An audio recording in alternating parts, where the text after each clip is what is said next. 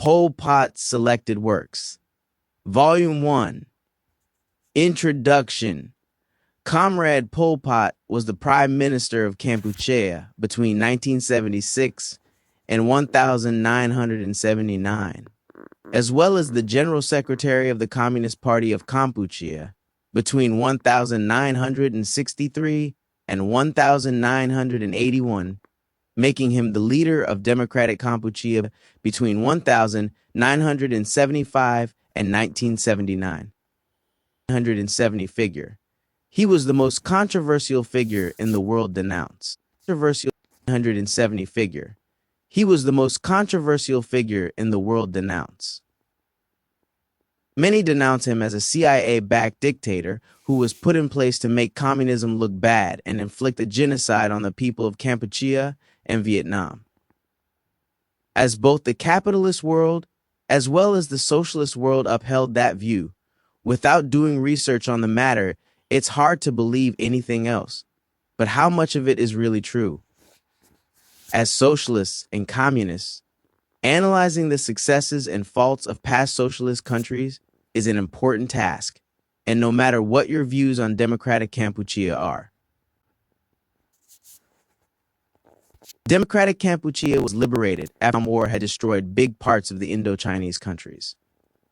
While the main conflict was with Vietnam, the U.S. imperialists didn't shy away from bombing neighboring countries like Kampuchea and Laos, which luckily resulted in their respective socialist revolutions. However, the revolutions of both of those countries were preceded by a period of hardships. In Kampuchea, the bombings destroyed many rice fields and destroyed their farm animals, leading to a severe famine in the 1970s. Laos went the road of allying with the Vietnamese and Soviets, but that resulted in giving away much of their self-determination to the USSR, and especially Vietnam, which has enormous influence in the country to this day. Kampuchea wanted complete independence and saw both the USSR and Vietnam as countries that had succumbed to revisionism and reverted to the capitalist path, so they chose to ally with China instead. While this guaranteed their self-determination, it also resulted in the continuation of famine, which had ravaged Kampuchea years before the successful revolution in 1975 already. Saying that the Kampuchean revolution was all the work of the CIA, and that Comrade Pol Pot was a plant to smear socialism. And communism is a view no communist should hold, therefore, as it completely ignores the victories that were achieved in the struggle for socialism in Kampuchea. I don't intend to change your view on the democratic Kampuchea regime led by Comrade Pol Pot, but I encourage you to make up your own mind about it. That's why I thought the research of Comrade Pol Pot and the communist movement in Kampuchea would be made easier by a collection of Comrade Pol Pot's works. This volume will deal mostly with the most important speeches Comrade Pol Pot held. Future volumes might also include the various interviews and talks he did over the years. The speeches here are taken out of many different PDF documents and archives on the internet, so this was no easy task, but it was one of the more interesting ones to do. Lastly, I would like to thank everyone for reading this.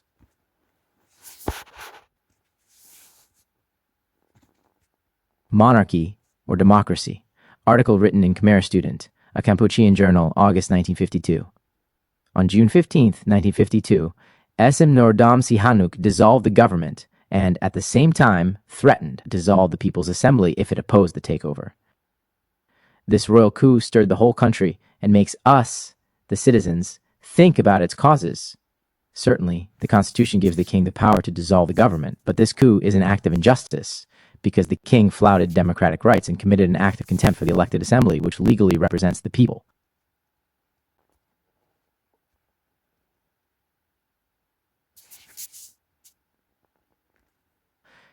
If the king really cares about the interests of the nation, the security of the people, as he often says in his speeches, he should not carry out this royal coup by force.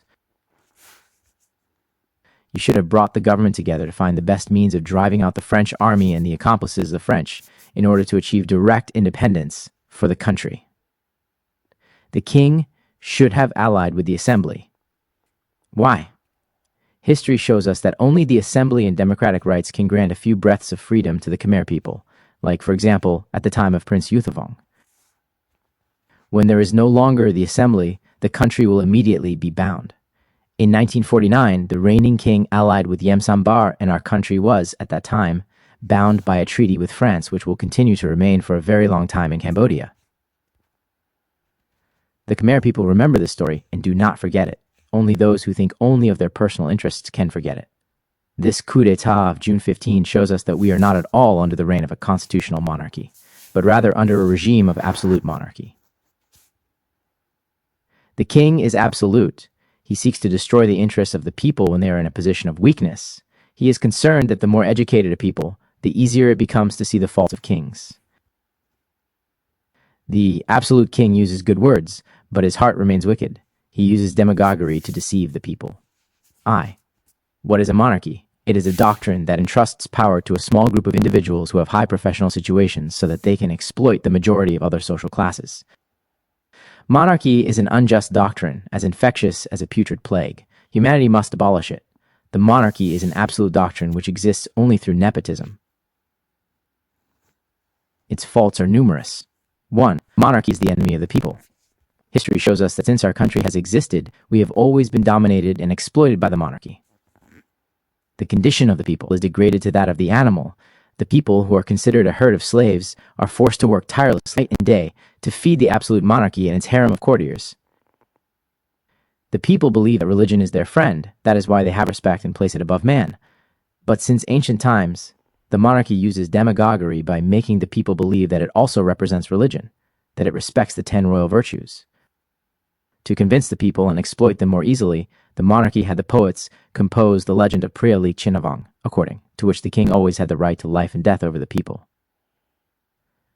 But the enlightened monks have always understood the nature of the monarchy very well and have found ways to explain to the people that it should not be trusted.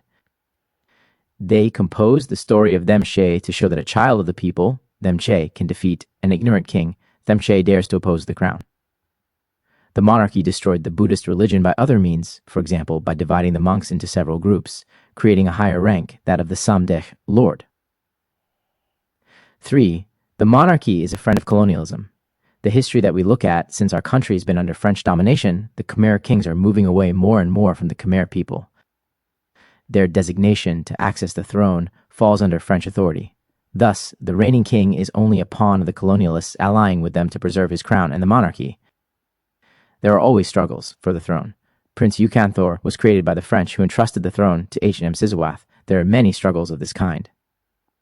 4. The monarchy is the enemy of knowledge. She uses all means so that people are uneducated so as to believe that the king is the supreme being.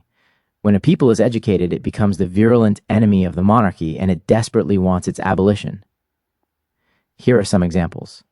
Our great master Buddha was very educated. He soon realized that his father, King Suthotana Sanskrit Sodadana, was unjustly enriched, leaving the people to languish in ignorance, disease, famine, homeless, without schools, without hospitals. Buddha then decided to abandon the monarchy to become the friend of man and people, by teaching men to love each other. Prince Yuthavong, very educated, also abandoned the monarchists who instilled democracy in the Khmer people. Second, what is a democracy? It is a regime that entrusts power to a majority from the people. Thus, democracy is totally contrary to the monarchy. These two regimes are enemies and cannot coexist, as the royal coup of June 15 proves. History shows that these two regimes always oppose each other, and that peace cannot be established until the monarchy is gone. The 1789 revolution in France, under the leadership of Robespierre and Danton, dissolved the monarchy and executed King Louis XVI. The 1917 revolution in Russia, with Lenin and Stalin as guides, completely abolished the monarchy. The revolution of 1924 in China, the people being under the direction of Dr. Sun Yat-sen, abolished the monarchy and the whole imperial family. The monarchy is a regime that the peoples of all countries now adopt. It is as precious as diamonds, and cannot be compared to any other regime.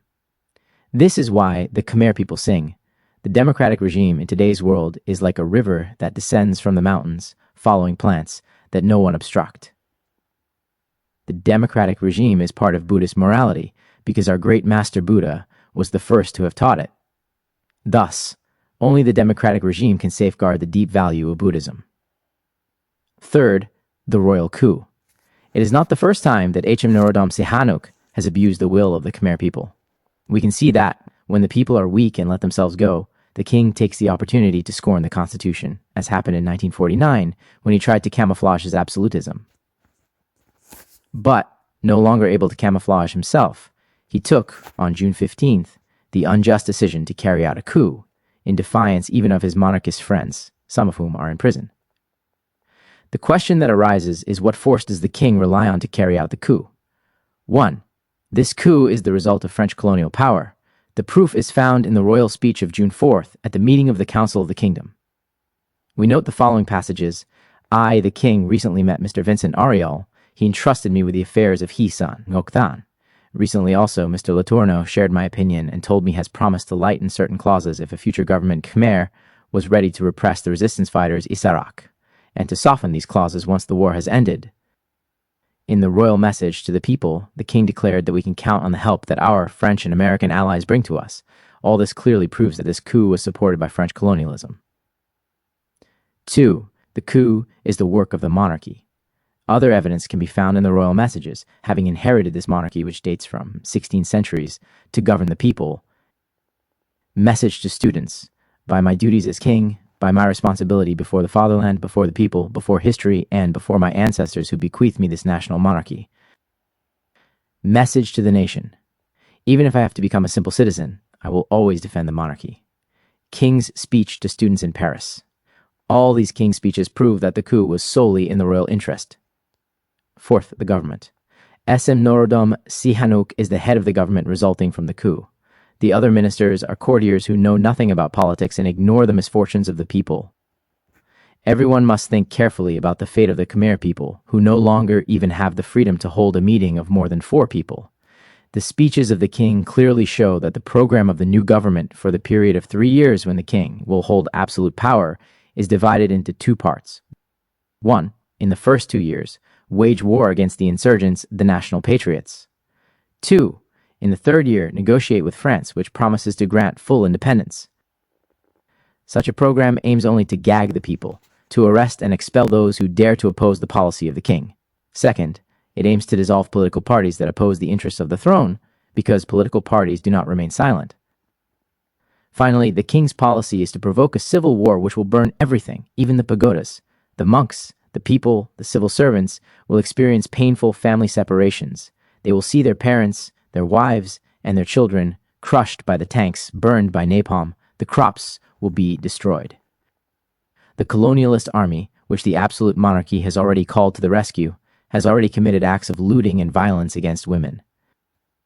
In the administration, the colonialists will be the masters, as before.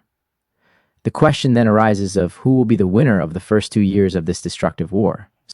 Supposing that the monarchy succeeds in suppressing the national patriots, the question is whether, in the 3rd year, Cambodia appeals for help from Siam, it will have to pay homage to Siam, and if the king, who appeals for help from France, will have to pay homage to France. Thus, King Norodom Sihanouk, who appealed to France, must let the colonialists link Cambodia to France by treaties which will allow them to dominate Cambodia forever.